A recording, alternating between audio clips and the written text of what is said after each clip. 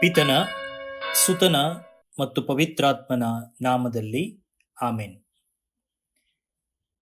ಪ್ರಿಯ ಸಹೋದರ ಸಹೋದರಿಯರೇ, ನಿಮಗೆಲ್ಲರಿಗೂ ಬಾಲಯೇಸುವಿನ ಪುಣ್ಯಕ್ಷೇತ್ರದಿಂದ ನಾವು ಕಾರ್ಮೆಲ್ ಸಭೆಯ ಗುರುಗಳು ಮಾಡುವಂತಹ ನಮನಗಳು.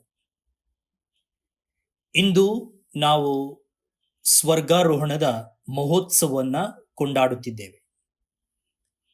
ಪಾಸ್ಕ ಕಾಲದ 7ನೆಯ ಭಾನುವಾರ.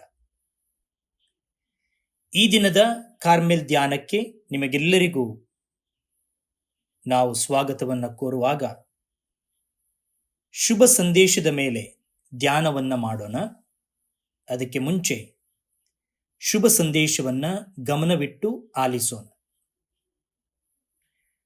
ಲೂಕನು ಬರೆದ ಪವಿತ್ರ ಶುಭ ಸಂದೇಶದಿಂದ ವಾಚನ.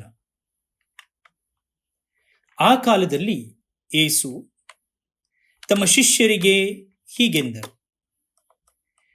ಮೊದಲೇ ಬರೆದಿರುವ ಪ್ರಕಾರ ಕ್ರಿಸ್ತನು ಯಾತನೆಯನ್ನ ಅನುಭವಿಸಿ ಸತ್ತು 3ನೇ ದಿನ ಪುನರುತ್ಥಾನ ಹೊಂದಬೇಕಾಗಿತ್ತು.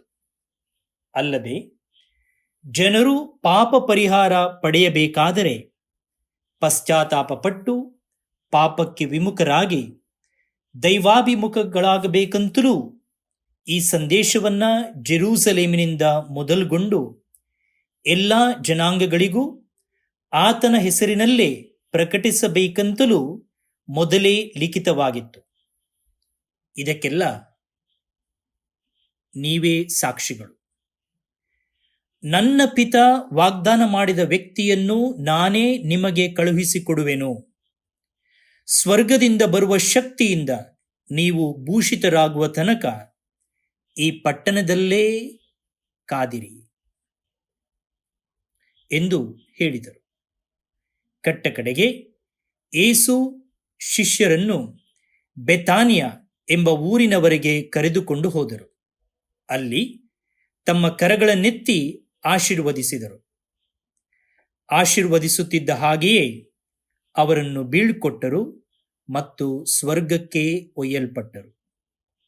ಶಿಷ್ಯರು ಅವರನ್ನು ಆರಾಧಿಸಿ ಅತ್ಯ ಆನಂದದಿಂದ ಜೆರೂಸಲೇಮಿಗೆ ಹಿಂದಿರುಗಿದರು.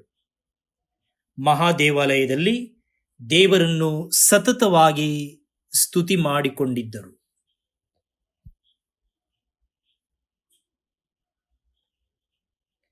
ಪ್ರಭುವಿನ ಶುಭ ಸಂದೇಶ. ಕ್ರಿಸ್ತರೇ ನಿಮಗೆ ಸ್ತುತಿಯಾಗಲಿ.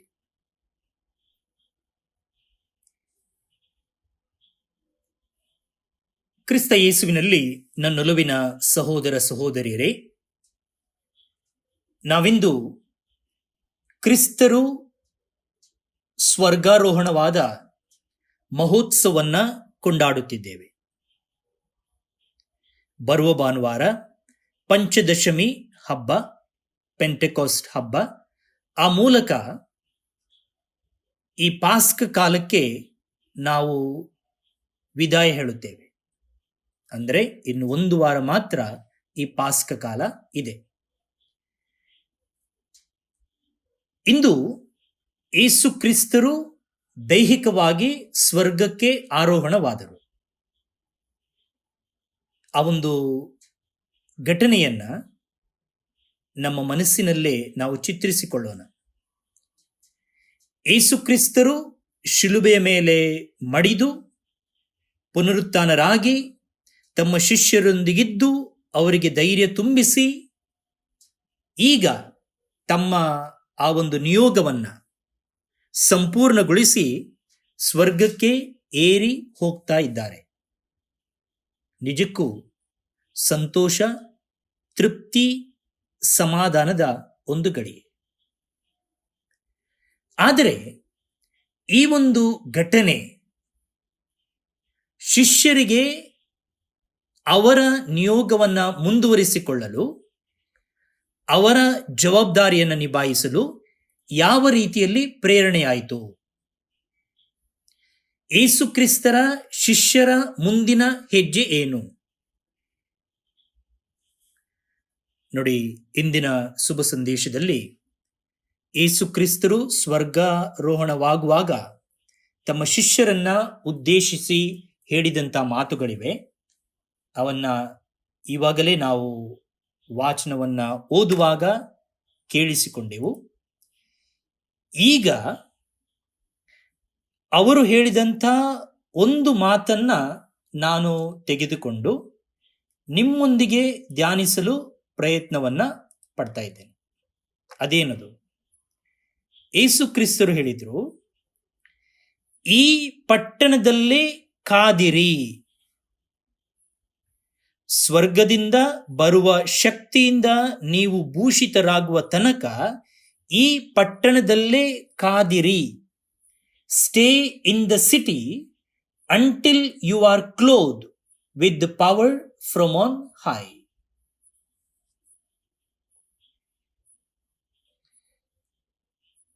ಈ ಮಾತಿನ ಅರ್ಥ ಏನು ನೋಡಿ. ಯೇಸು ಕ್ರಿಸ್ತರು ಸ್ವರ್ಗಕ್ಕೆ ಆರೋಹಣವಾದ ನಂತರ ಶಿಷ್ಯರು ಏನ್ ಮಾಡಿದ್ರು? ಶಿಷ್ಯರು ಅವರನ್ನ ಆರಾಧಿಸಿ ಅತ್ಯಾನಂದದಿಂದ ಜೆರೂಸಲೆಮಿಗೆ ಹಿಂದಿರುಗಿದರು. ಮಹಾದೇವಾಲಯದಲ್ಲಿ ದೇವರನ್ನ ಸತತವಾಗಿ ಸ್ತುತಿ ಮಾಡಿಕೊಂಡಿದ್ದರು. ಶಿಷ್ಯರು ಜೆರೂಸಲೇಮಿಗೆ ಹಿಂದಿರುಗಿದರು ಮತ್ತು ಮಹಾದೇವಾಲಯದಲ್ಲಿ ದೇವರನ್ನ ಸತತವಾಗಿ ಸ್ತುತಿ ಮಾಡಿಕೊಂಡಿದ್ದರು. ಅವರು ಆ ಪಟ್ಟಣದಲ್ಲಿ ಇದ್ದದ್ದು ಮಾತ್ರವಲ್ಲ, ಅವರು ಒಟ್ಟಾಗಿ ಇದ್ದರು. ಅವರು ತಮ್ಮ ತಮ್ಮ ಮನೆಗಳಿಗೆ ಹೋಗಲಿಲ್ಲ. ಓ, ಯೇಸು ಕ್ರಿಸ್ತರು ಹೋದ್ರು, ಇನ್ನು ನಾವು ನಮ್ಮ ನಮ್ಮ ಕೆಲಸಗಳನ್ನ ಆರಂಭಿಸೋಣ ಎಂದು ಅವರು ಮನೆಗಳಿಗೆ ತೆರಳಲಿಲ್ಲ. ಬದಲಾಗಿ ಅಲ್ಲೇ ಅವರು ಒಟ್ಟಾಗಿ ಇದ್ದರು. ಒಟ್ಟಾಗಿರುವಾಗ ಅವರು ದೇವರನ್ನ ಸತತವಾಗಿ ಸ್ತುತಿಸುತ್ತಿದ್ದರು. ಈ ರೀತಿ ಈ ಒಗ್ಗಟ್ಟಿನ ಪ್ರಾರ್ಥನೆ ಅವರಿಗೆ ಏನು ಮಾಡಿತು? ಪೆಂತೆಕೋಸ್ತ್ ಹಬ್ಬದಂದು ಪವಿತ್ರಾತ್ಮರನ್ನ ಸ್ವೀಕರಿಸಲು, ಅವರ ಶಕ್ತಿಯಿಂದ ತುಂಬಲು ಮತ್ತು ಅದೇ ಶಕ್ತಿಯಿಂದ ಯೇಸು ಕ್ರಿಸ್ತರನ್ನ ಇಡೀ ಪ್ರಪಂಚಕ್ಕೆ ಪ್ರಕಟಪಡಿಸಲು ಸಾಧ್ಯವಾಯಿತು. ಪ್ರಿಯ ಸಹೋದರ ಸಹೋದರಿಯರೇ, ಈ ಶಿಷ್ಯರಂತೆ ನಾವು ಕೆಲವೊಮ್ಮೆ ಯೇಸು ಕ್ರಿಸ್ತರನ್ನ ಹೇಗೆ ಹಿಂಬಾಲಿಸುವುದು ಎನ್ನುವ ಪ್ರಶ್ನೆಗೆ ಒಳಗಾಗಬಹುದು.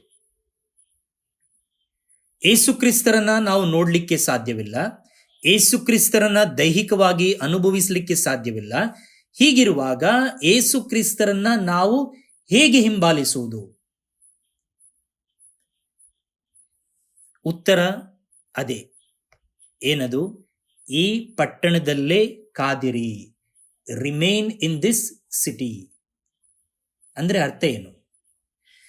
ಯೇಸುವಿನ ಶಿಷ್ಯರು ಆ ಪಟ್ಟಣದಲ್ಲಿ ಕಾದು ಇರುತ್ತಿರುವಾಗ ಒಟ್ಟಾಗಿ ಇದ್ದರು, ಒಗ್ಗಟ್ಟಿನಲ್ಲಿ ಜೀವಿಸುತ್ತಿದ್ದರು. ಅದೇ ರೀತಿ ನಾವು ಕೂಡ ನಮ್ಮ ಸಹೋದರ ಸಹೋದರಿಯರೊಂದಿಗೆ ಒಗ್ಗಟ್ಟಿನಲ್ಲಿ ಇರಬೇಕು. ಒಗ್ಗಟ್ಟು ಅಂದ್ರೆ ಪ್ರೀತಿ ಬಾಂಧವ್ಯದ ಜೀವನ ನಮ್ಮದಾಗಬೇಕು. ಯಾವಾಗ ನಮ್ಮ ಮೇಲೆ ಕಷ್ಟಗಳು ಒಂದರ ಮೇಲೊಂದು ಅಲೆಗಳಂತೆ ಅಪ್ಪಳಿಸುವಾಗ ಕೆಲವೊಮ್ಮೆ ದೇವರು ನಮ್ಮಿಂದ ದೂರವಿದ್ದಾರೆ ಎಂದು ನಾವು ಭಾವಿಸಬಹುದು. ಅಥವಾ ಹೇಗೆ ಈ ಕಷ್ಟಗಳನ್ನು ಎದುರಿಸುವುದು, ಹೇಗೆ ಈ ಕಷ್ಟಗಳಿಂದ ಹೊರಗೆ ಬರೋದು ಎನ್ನುವ ಒಂದು ಆಲೋಚನೆಯು ನಮ್ಮನ್ನ ಕಾಡ್ತಾ ಇರಬಹುದು. ಕನ್ಫ್ಯೂಷನ್, ಹರ್ಟ್ ಅಥವಾ ಡಿಸ್ಇಲ್ಯೂಷನ್ಮೆಂಟ್, ಪರಸ್ಪರ ವಿರೋಧಾಭಾಸ ಅಥವಾ ಊಹೆ, ಈ ಎಲ್ಲ ಕಾರಣಗಳಿಂದ ನಾವು ದೇವರಿಂದ ಹಾಗೂ ನಮ್ಮ ಸಹೋದರ ಸಹೋದರಿಯರಿಂದ ದೂರವಾಗುವಂಥ ಸನ್ನಿವೇಶಗಳು ಇರಬಹುದು. ದೇವರಿದ್ದರೆ ಯಾಕೆ ಈ ಕಷ್ಟ, ಯಾಕೆ ಈ ನಷ್ಟ, ಯಾಕೆ ಈ ನೋವು, ಯಾಕೆ ಈ ಬೇನೆ, ಇಂಥ ಪ್ರಶ್ನೆಗಳು ಮೂಡುವುದು ಸುಲಭ. ಅದಕ್ಕೆ ತಕ್ಕುದಾದ ಸೂಕ್ತವಾದ ಪರಿಹಾರ ಅಥವಾ ಉತ್ತರ ಸಿಗದೇ ಇದ್ದಾಗ ನಾವು ನಮ್ಮಷ್ಟಕ್ಕೆ ಇರಲು ಪ್ರಯತ್ನಿಸಲೂಬಹುದು, ದೇವರಿಂದ, ನೆರೆಹೊರೆಯವರಿಂದ ದೂರವಾಗಿ. ಮಾತ್ರವಲ್ಲ, ಇತರರೊಡನೆ ಮಾತನಾಡಲು ಕೂಡ ನಾವು ಹಿಂಜರಿಯಬಹುದು. ಪ್ರಾರ್ಥನೆ ಮಾಡುವುದಾಗಲಿ, ದೇವಾಲಯಕ್ಕೆ ಹೋಗುವುದಾಗಲಿ, ಬೈಬಲ್ ಓದುವುದಾಗಲಿ, ಈ ರೀತಿ ಎಲ್ಲ ವಿಷಯಗಳಿಂದ ದೂರವಾಗಿದ್ದು ನಮ್ಮಷ್ಟಕ್ಕೆ ಇರಲು ಪ್ರಯತ್ನವನ್ನ ಪಡುವಂತಹ ಸಾಧ್ಯತೆಗಳು ಇವೆ. ಇನ್ನೊಂದು ಮಾತಿನಲ್ಲಿ ಹೇಳುವುದಾದ್ರೆ ಡಿಪ್ರೆಷನ್. ಆದರೆ ಇಂಥ ಸಂದರ್ಭದಲ್ಲಿ ಯೇಸು ಕ್ರಿಸ್ತರು ನಮಗೆ ಅದೇ ಪಟ್ಟಣದಲ್ಲಿ ಕಾಯಲು ಹೇಳುತ್ತಾರೆ.